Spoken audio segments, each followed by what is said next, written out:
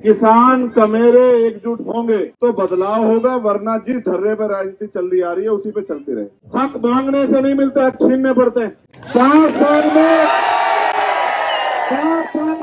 अगर ये लोग इतने अक्कसी होते भाजपा कांग्रेस के लोग, तो आज हमारे लोग इन हालातों में नहीं होते। अपने गांव में चेक कराओ कि आज भी 70% मकान गरीब वर्गों के ऐसे होंगे, किसान कमेरे जातों के ऐसे होंगे जिनपे प्लस्तर नहीं होगा। ये मेरी देन नहीं है। आज यहाँ एक बड़ी नेता है जो एक दूसरे दल में लंबे समय से सेवा कर रही, जिस तरह से उनको जाति के आधार पर अपमानित करने का काम जो लोग सत्ता में आने के सपने देख रहे हैं वो लोग कर रहे हैं, ये भी किसी छिपावा नहीं। वो लाठियां मैंने इसलिए नहीं खाई कि एक मेरे घर का मामला था, बात आपके सम्मान का था, बात सतगुरु रविदास जी महाराज के उस गुरु घर का था जिसकी रक्षा आप करना चाहते थे। जेल से नहीं डरते, मुकदमों से नहीं डरते, जान भी चली जाए आपकी रक्षा सम्मान के लिए, महापुरुषों के सम्मान के लिए तो दे देंगे। यहाँ हरियाणा में मैं बड़े बड़े नेताओं की सभा देख रहा हूँ, बुलाए से आदमी नहीं जा रहे, कुर्सियां खाली पड़ी हैं, 10 मिनट कोई किसी का इंतजार नहीं कर रहा है। वहां यहाँ आप लोग बिना कुर्सियों के, उधर तो मेरी माएं बहनें जो है छतों पे खड़ी हैं, और इधर भी खड़ी हैं, इधर भी खड़ी हैं चारों तरफ, और उधर भी खड़ी है वहां। और ये हमारे नौजवान साथी, ये मीडिया का एक साथी था अंदर, मुझसे पूछ रहा था कि भाई माएं बहनें किधर है, तो मैंने कहा जिधर बेटे हैं उधर ही माँ बहनें। क्या माएं बहनें बेटों भाइयों के खिलाफ होती है कभी? देखो मैं आपसे ये कहना चाहता हूँ, हम बाबा साहब अम्बेडकर माननीय काशीराम साहब को अपना राजनीतिक गुरु मानते हैं। किसान कमेरे एकजुट होंगे तो बदलाव होगा, वरना जिस धर्रे पर राजनीति चल रही आ रही है उसी पे चलती रहे। और जिस धर्रे पर राजनीति चली आ रही है, जिस पे चलती रहेगी, तो सरकारें आएंगी जाएंगी, पॉलिसियां बनेंगी, भाषण होंगे, वादे होंगे, लेकिन आपके हाथ खाली रहेंगे, आपके घर तक कुछ नहीं आएगा। मैं इस बात की आपको गारंटी देता हूं, और इन सरकारों के चरित्र इस बात के गवाह। पहले नौकरी कैसे आती थी, नौकरी कैसे पहुंचती थी, नौकरी कब गरीब के बच्चों के घरों तक पहुंचेगी, जमीन रोजगार कहां से मिलेगा, आरक्षण का क्या होगा। इनके बड़े बड़े नेता जो सरकार में भी नहीं, इतने घमंड में है, कोई बाहर जाके बोलता है खत्म कर देंगे। और मुझे नहीं कहना चाहिए था, लेकिन इसलिए कहना पड़ रहा है कि सवाल पैदा हो गया। हमने जब संकल्प लिया था तो समाज की बहन बेटियों की रक्षा करने का, उनकी लड़ाई लड़ने का भी संकल्प लिया था। आज यहाँ एक बड़ी नेता है जो एक दूसरे दल में लंबे समय से सेवा कर रही, जिस तरह से उनको जाति के आधार पर अपमानित करने का काम जो लोग सत्ता में आने के सपने देख रहे हैं वो लोग कर रहे हैं, ये भी किसी छिपावा नहीं। और दूसरी तरफ भाजपा के लोग हैं जो केंद्र में बैठे हैं, चाहे दिल्ली का गुरु घर का आंदोलन हो या यहाँ पर हरियाणा में या उससे पहले अन्य प्रदेशों में, जिस तरह से उनके सामने हमें लड़ना पड़ रहा है, ये भी किसी छिपावा नहीं। हमारे कंधों में जिम्मेदारी है कि हम आपके घरों तक अधिकार तो पहुंचाएं, लेकिन आपके मान सम्मान की रक्षा भी करें। मैं अपने नौजवान भाइयों से कहना चाहता हूं, हक मांगने से नहीं मिलता, छीनने पड़ते हैं। 5 साल में बाबा साहब अम्बेडकर के प्रयासों से ये मौका आता है हमारे हिस्से में कि असेंबली के चुनाव होते हैं, पार्लियामेंट के चुनाव होते हैं, और जिनकी तरफ देखना भी नहीं चाहता आदमी, उनके दरवाजों पे आके भी उनके पैर छूने पड़ते हैं, उनको भाई बताना पड़ता है, उनकी बात करनी पड़ती है, चाहे छोटे ही सही, लेकिन उनके लिए वादे भी करने पड़ते हैं। अगर ये लोग इतने अक्कसी होते भाजपा कांग्रेस के लोग, तो आज हमारे लोग इन हालातों में नहीं होते। अपने गांव में चेक कराओ कि आज भी 70% मकान गरीब वर्गों के ऐसे होंगे, किसान कमेरे जातों के ऐसे होंगे जिनपे प्लस्तर नहीं होगा। ये मेरी देन नहीं है, ये 10-10 साल जो भाजपा कांग्रेस के लोग सत्ता में नहीं है उनकी देन है। इनका बस चले तो तब क्षेत्रीय पार्टियों को जमीन कर दें, और ये दिल्ली से बैठ के आपके फैसले करें। मैं नहीं जानता कि आप इन दलों पर कितना भरोसा करते हैं, लेकिन मैं आपसे गारंटी से कहना चाहता हूं कि अब जो सड़क पर चंद्रशेखर लड़ता था वो आपके आशीर्वाद से पार्लियामेंट चला गया है। और आपने पार्लियामेंट में सुना होगा, बताओ आपकी धार उठती है नहीं उठती है, बताओ क्या आपके मुद्दों पर सवाल खड़ा होता है नहीं होता है, बताओ। जो पहलवानों के सम्मान के लिए लड़ने की बात करें तो बताओ पहलवानों के लिए आवाज सबसे धारदार किसने उठाई पार्लियामेंट में? बताओ किसानों के लिए कौन लड़ा सवाल को अपने दिल में रखकर बताओ। और हर व्यक्ति की आवाज उठाना, चाहे वो पुलिस का कर्मचारी हो, चाहे वो होमगार्ड हो, चाहे आशा आंगनबाड़ी बहनें हो, चाहे भोजन माता हो, चाहे गांव में रहने वाला किसान, समेरा मजदूर की न्यूनतम वेतन होना चाहिए। सबके लिए संघर्ष करें, लेकिन जब तक राजकाज नहीं बनेगा तब तक कैसे आपकी मदद कर पाएंगे आप बताओ। आज तो सरकारों ने प्राइवेट हॉस्पिटल बना दिए कि गरीब उसमें घुस ना जाए, प्राइवेट स्कूल बना दिए कि गरीब उसमें घुस ना जाए। ये किसान कमेरों का होगा क्या?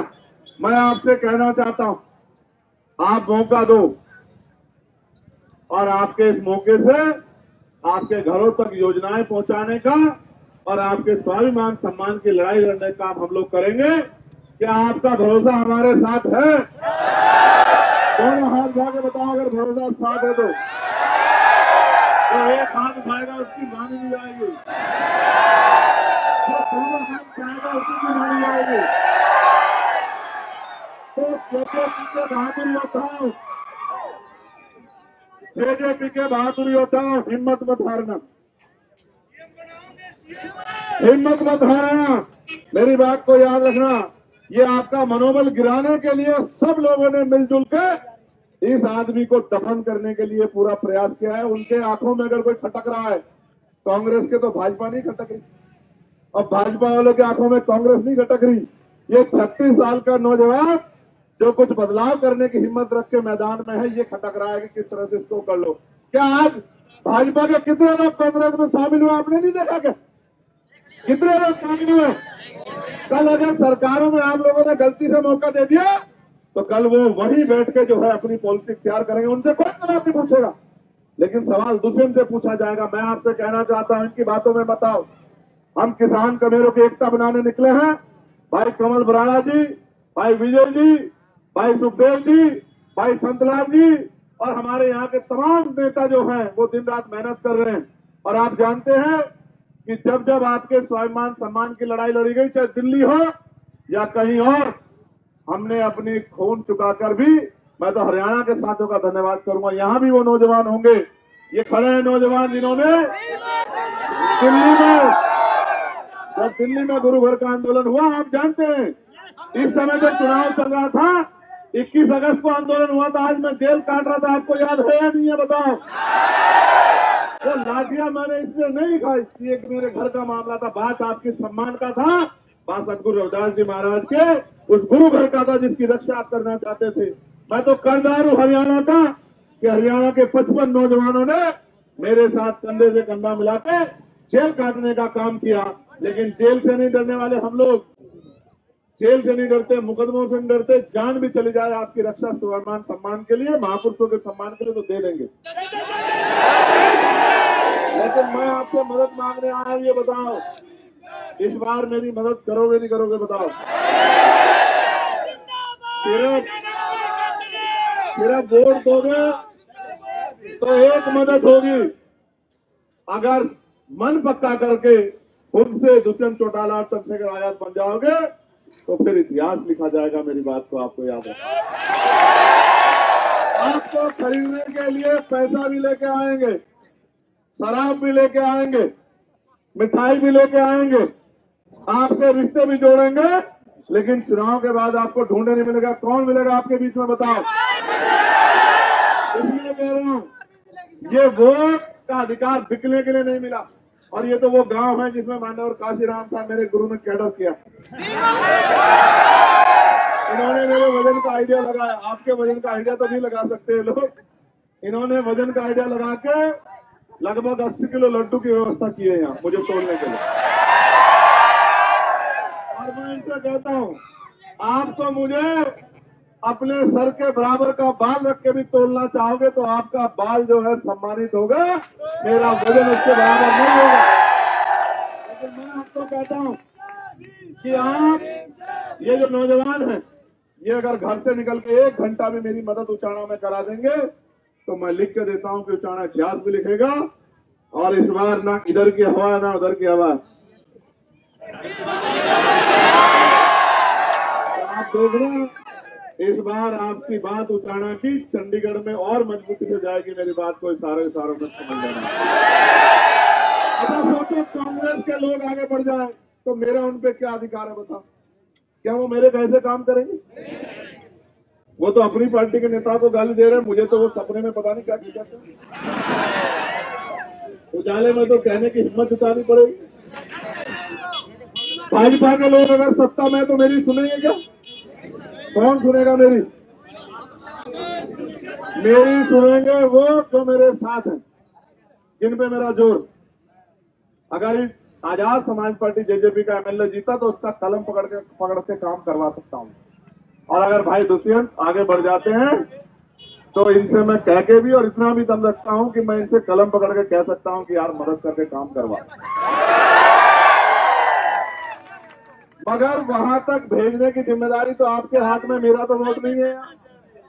मेरा वोट होता तो मैं आज ही कह देता कि मेरा वोट भाई दुष्यंत को, लेकिन आप लोग मदद कर दोगे नहीं कर दोगे? पड़ोस के गांव में जाकर मैं सब जगह नहीं जा सकता, जिता दोगे नहीं जिता दोगे? लोग जो झूठ भरम फैलाएंगे उसको रोक दोगे नहीं रोक दोगे?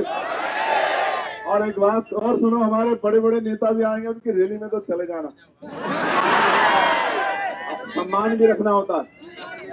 लेकिन सुन लो पहले मेरी पूरी बात सुन लो। लेकिन उनको भी ये बता देना कि वोट तो हम दुष्यंत चौटाला को दे। कर दोगे नहीं कर दोगे अपना काम? और जब तक कलम की ताकत हमारे हाथ में नहीं होगी तो बताओ क्या मदद कर पाएंगे? फिर जेलें काटेंगे। कोई बात नहीं। किसान जब बीज बोता है ना तो उसको नहीं पता कि फसल कैसी होगी। जानते हो नहीं जानते हो? मैं तुम्हारे प्यार का कदरदान, मैं इस गांव को नहीं भूलूंगा जीवन में। चप्पल टूट गई है, चप्पल फेंक के दौड़ रहे हैं, मैं इस प्यार को नहीं भूल सकता। मगर मैं फिर ये कह रहा हूँ, मेरी माँ से भी कह रहा हूँ, बताओ मदद करा दोगी नहीं करा दोगी? इस बार किसी की बातों में तो नहीं आओगी? पक्का? चलो फिर एक और बात, हाथ हाथ दोनों हाथ उठा दो